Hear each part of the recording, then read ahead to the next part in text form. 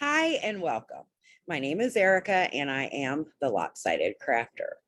For those of you that do not know me, I am the knit designer and crochet designer, as well as the indie yarn designer behind the Lopsided Crafter. Sorry for the sun.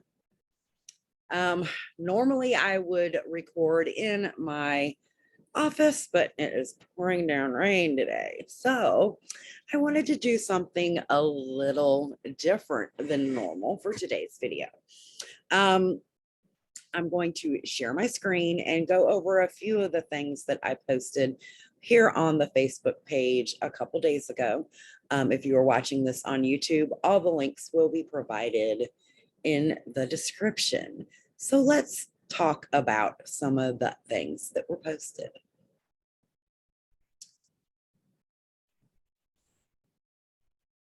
All righty, so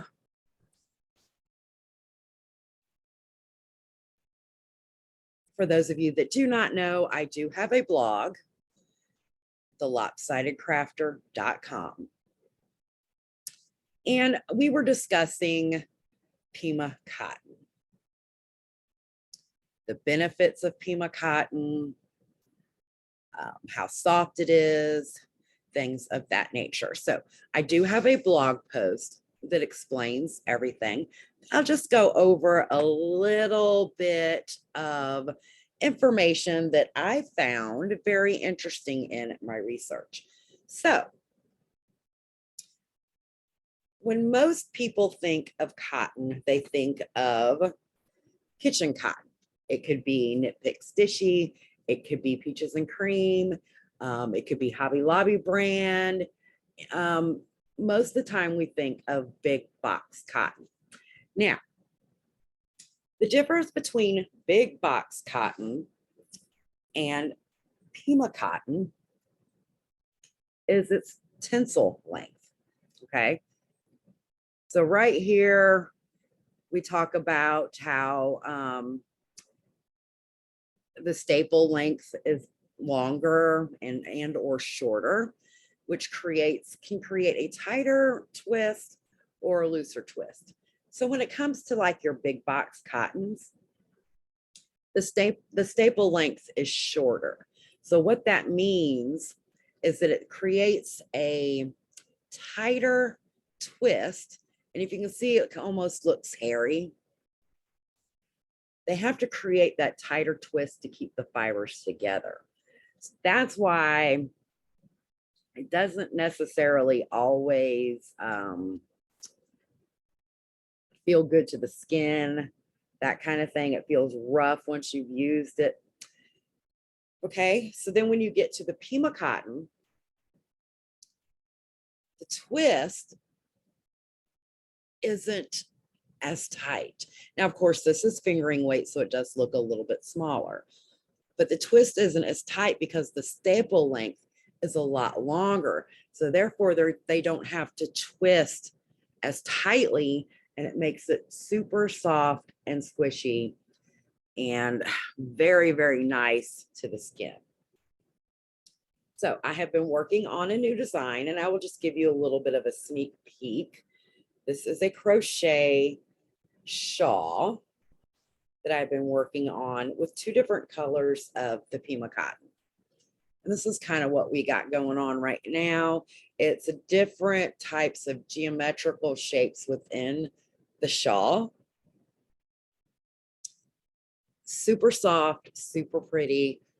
I think this is going to be a fantastic pattern. Again, this is for the Pima cotton.